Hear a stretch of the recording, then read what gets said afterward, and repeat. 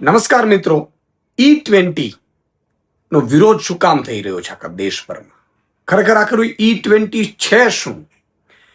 મિત્રો તમે જુઓ, સામાન્ય રીતે અત્યાર સુધી આપણે જે પેટ્રોલ પુરાવતા હતા એમાં પેટ્રોલ પૂરું આવતું હતું, પરંતુ હવે E20 એટલે કે 20% ઇથેનોલ પેટ્રોલમાં ઉમેરવામાં આવી રહ્યું છે અને એ બળજબરીપૂર્વક ભારતના નાગરિકો ઉપર થોપી દેવામાં આવ્યું છે. એટલે કે હવે 80% સામાન્ય પેટ્રોલ અને બાકી 20% ઇથેનોલ. હવે સામાન્ય રીતે આનો વિરોધ કેમ થઈ રહ્યો છે મિત્રો? વિરોધ એટલા માટે થઈ રહ્યો છે કે જે આ 20% ઇથેનોલ પેટ્રોલમાં ઉમેરવામાં આવે છે, જેના કારણે ગાડીઓની એન્જિન ખરાબ થાય છે. મધ્યમ વર્ગ માંડ કરીને ગાડીઓ લીધી હોય અને એમાં ફરજિયાતપણે ઇથેનોલ થોપીને એ જે ગાડીઓની જે જિંદગી છે એ પણ ઘટી જાય છે. ઇથેનોલના કારણે ગાડીના એન્જિન સહિત ઘણી બધી પ્રોબ્લેમ્સ આવે છે અને એવું ખુદ ગાડીઓના ઉત્પાદકો પણ માને છે. તો આનો વિરોધ એટલા માટે થઈ રહ્યો છે.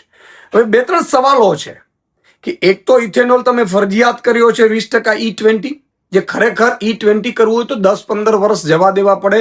મોટા ભાગની ગાડીઓ અત્યારે જૂની ગાડીઓ છે, જૂની ગાડીઓમાં ઇથેનોલ E20 બહુ જ નુકસાનકારક સાબિત થાય છે અને એટલા માટે થઈ અને એક તો સમય આપવાની જરૂર હતી, સાથે સાથે સરકાર એમ કે છે કે આનાથી આપણે ખેડૂતોને ફાયદો થશે ને પ્રદૂષણ ઓછું થશે ને આ તેલની આયાત થાય છે એના ઉપર આત્મનિર્ભર બનીશું ને.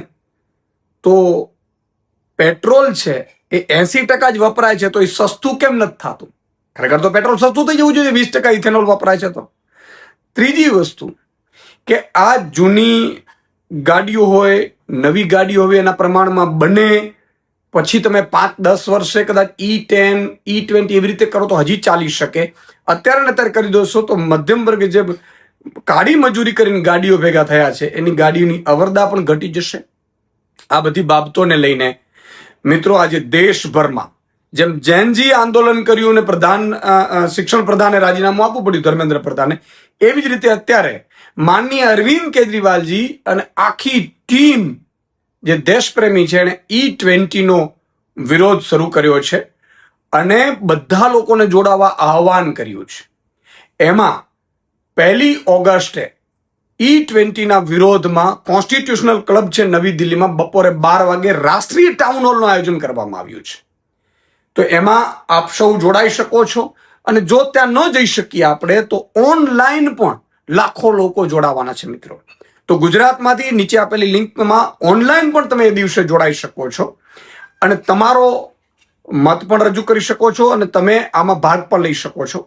અને અમે પણ બધા ગુજરાતીઓને વિનંતી કરીએ છીએ કે ફરજિયાતપણે E20 જે ઇથેનોલ ભારતની સરકારે આપણે ઉપર લાદ્યું છે એનો આપણે સૌએ વિરોધ કરવો જોઈએ અને કાં તો એને મરજિયાત કરો ભાઈ 2-5 વર્ષ સુધી કે મારે ચોખ્ખું પેટ્રોલ ખરીદવું તો ચોખ્ખું ખરીદાય અને કાં તો એને પેટ્રોલને એટલું સસ્તું કરી દો. કશું જ ભારત સરકાર કરતી નથી, ઉલટાનું આપણે લૂંટી રહી છે. તો આના વિરોધમાં આપણે સૌએ એક થવું પડશે. આ સૌની જવાબદારી સૌ માટે છે અને ભાવિ પેઢી માટે છે. તો એના માટે અવાજ ઉઠાવવા માટે પણ આ લિંકથી તમે ઓનલાઈન પણ જોડાઈ શકો છો અને તમે ભાગ લઈ શકો છો.